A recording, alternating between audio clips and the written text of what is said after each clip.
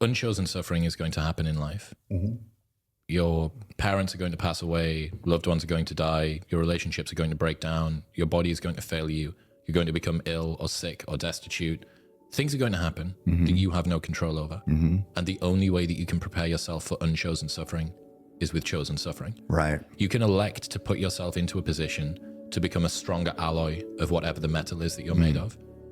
And by purposefully choosing difficult things, you will armor yourself against that situation. It's still going to suck. But think about how much more fragile you would be if you hadn't overcome all of this stuff. There's a divine quality within every human being, and the only way that you could see it is to become it. If you're truly going to trust yourself and trust your intuition, if you're truly going to find the place to be kind and considerate and caring in your life, there's just a part of you that you're going to have to leave behind. How can someone become something? How can they create something? How can they build anything if they never learn any skills? And how do we learn skills? We learn skills by going through the hard times. We learn skills by going through the times that test us, the times that make us want to quit, the times where we lose. Everybody thinks that success is all about winning, but the truth of the matter is, guys, is that the majority of the ultra successful people on this planet have a very, very, very difficult and hard backstory. I always say the best day of a man's life is the day he realizes that nobody's coming to save him.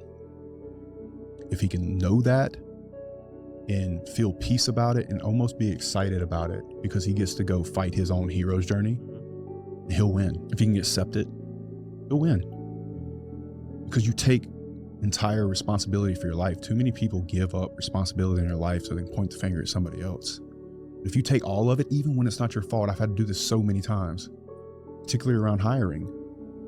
You take responsibility for everything, regardless of whose fault it is, or the market, or a race, or religion, or who's president. I don't give a who's president. I'm going to win no matter what. Your blind grandmother could be president. I'm going to win. I'm going to get up, I'm going to go to work, I'm going to do the same thing I did yesterday. There is no one like you. There has never been anyone like you. There shall never be anyone like you. Therefore, know yourself. Be yourself.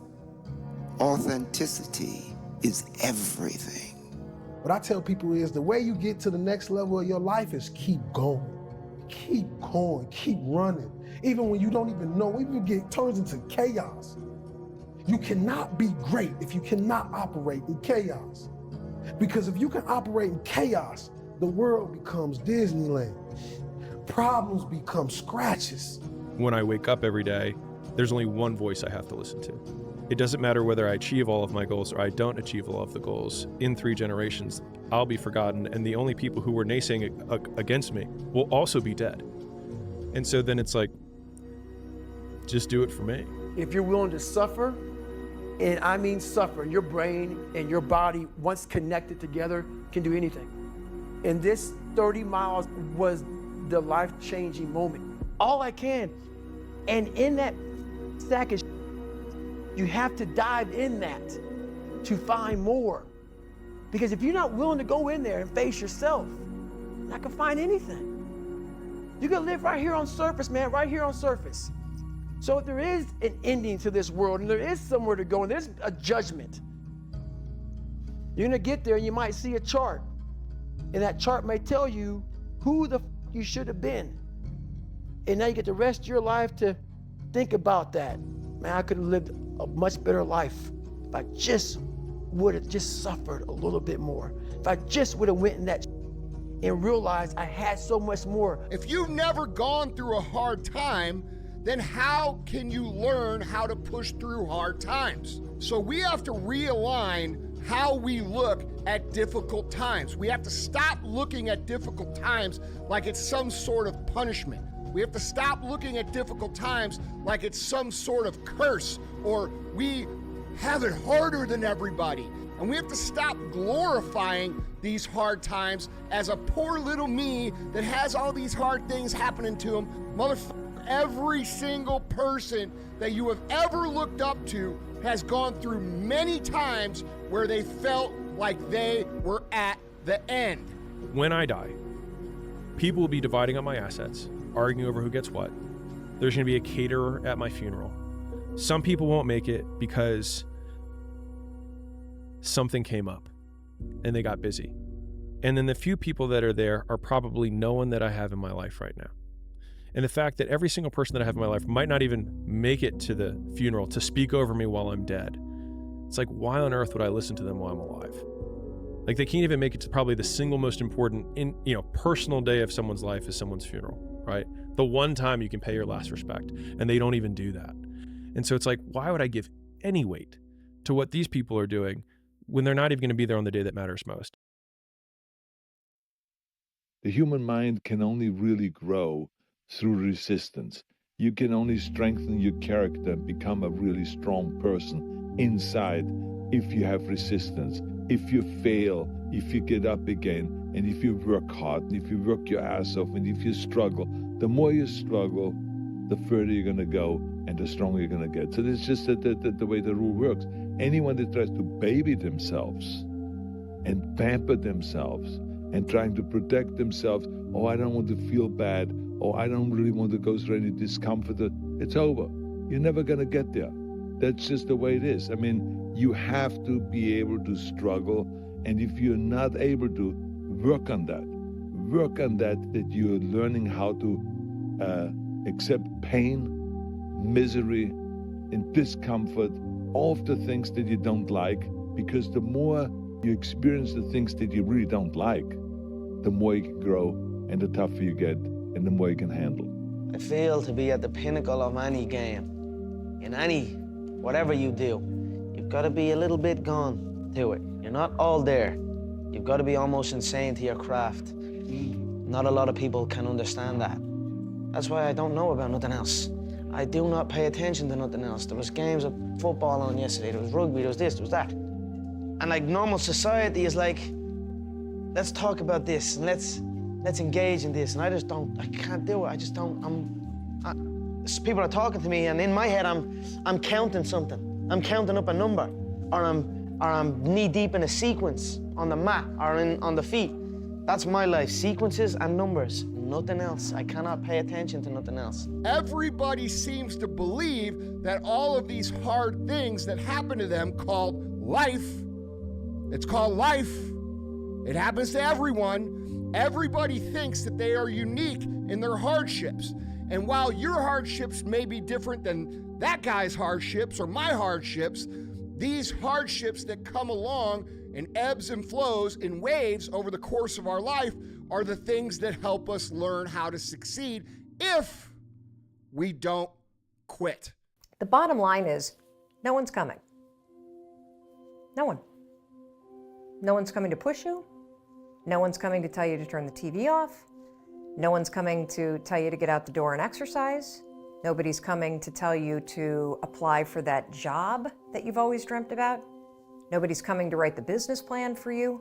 It's up to you.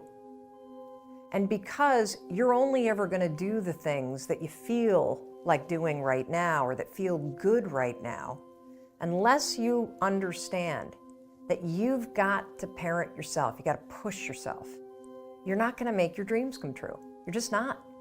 We're not wired that way. You weren't born that way. You weren't that way when you were growing up, and you're certainly not that way as an adult. Feelings has nothing to do with it. This is my dream. This is what I'm going to do. And I'm going to do the things that I don't feel like doing. I'm going to do the things I don't want to do. I'm going to do the things that don't come easy to me, that do not come natural to me. I'm going to get up and do it.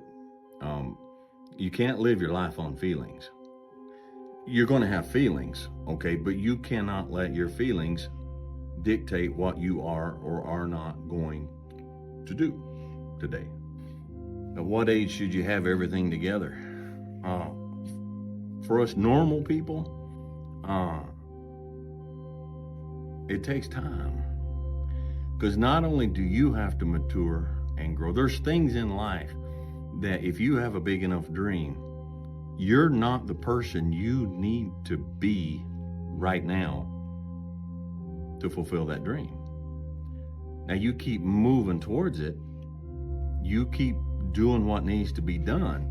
But at the same time, you realize that you yourself are gaining in knowledge and in experience and in personal growth, and that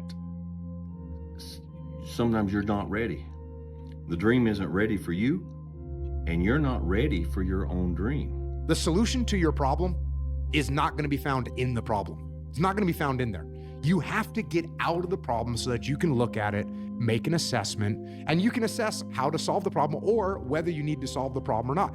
I mean, there's a lot of things in my life right now where I shrug my shoulders and go, okay, it's okay. Oh, someone's saying this. Okay, roger that. Like, carry on. No factor. Move on. What could you do to improve yourself? Well, let's step one step backwards. The first question might be, why should you even bother improving yourself? And I think the answer to that is something like, so you don't suffer any more stupidly than you have to. And maybe so others don't have to either. It's something like that. You know, like there's a real injunction at the bottom of it. It's not some casual self-help doctrine. It's that if you don't organize yourself properly, you'll pay for it, and in a big way, and so will the people around you. It's very rare that you can find someone who's in excruciating pain who would ever say, well, it would be no better if I was out of this. Sort of pain is one of those things that brings the idea that it would be better if it didn't exist along with it. It's incontrovertible. I want to show people that there is a way out, that there is a way to do more, to get more, to obtain more. But I personally don't want to lose all that I've been able to get. So I need to make sure that I do everything to keep it. So I can't be content.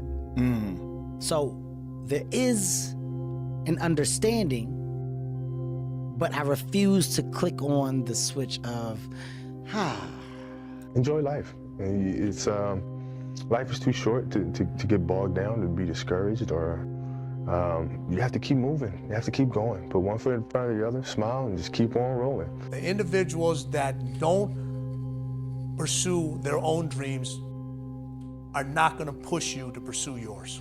You have a dark side that refuses to be taught to be good. Every individual in this room has a dark side. This is about what lights your own fire, what's unique to you, what gets things done when nothing else will.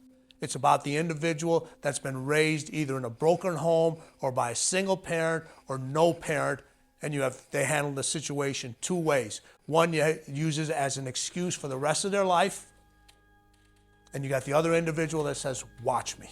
What makes it hard is your lack of belief that it can happen for you. The fact of it is, though, it's very doable. See, but you got to change, though.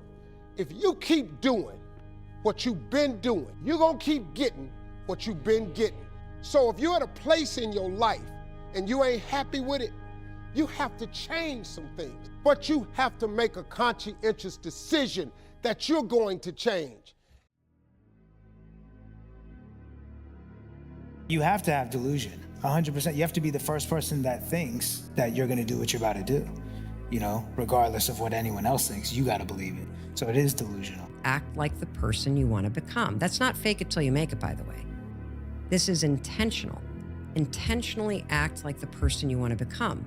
Because when you intentionally act like the person you want to become, your brain sees you taking those actions, so your brain starts to change the way it relates to you. When your brain sees you high-fiving yourself in the mirror, it starts to go, oh, wait a minute, Stephen loves himself. Stephen's cheering for himself. We don't beat Stephen up. The only advice I would have would be to not listen to anyone and to do what you love and to make things that you love, whatever it is. Make your favorite things. Be the audience. Make the thing for you the audience. And it doesn't really matter what anyone else thinks. And if you have to get a job to support yourself so that you can make your art, that's fine. You can't make art for someone else. You can't make art with someone else in mind. I don't believe it can be good. The masculine youth have the worst life. I would argue that young men today have a worse life than even young women, and they have all of their own problems. I'm not saying their problems don't exist, but for the average young man today, women expect him to be a millionaire at 20, which he isn't. Nobody gives a shit about his opinion at all. He can kill himself, nobody cares. He isn't born with any innate value because he's not beautiful like a woman is. So he has to build himself from the ground up. He has no teachers in any way. No one really to teach him. There's people like us on the internet, fine, but everyone around him is going to convince him that we're bad people. Everything he's being told in regards to his natural feelings, his natural instincts and inclinations, he's being told makes him a bad person, makes him toxic for feeling like a man in any way.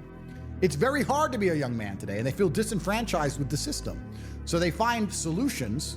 The human mind looks for solutions. They start listening to me and they go, oh, I feel better if I do this. I feel better if I go to the gym. I feel better if I start to take responsibility and take accountability. And I feel better if I'm not afraid of pain anymore. I feel better if I'm not afraid of suffering. I feel better if I understand that I'm supposed to suffer, that that's what's going to make me the best person that I could possibly be, that my youth is supposed to be spent doing difficult things so that I have the light and the dark. They find me and they start to feel a certain way about it, and then they reject the matrix programming.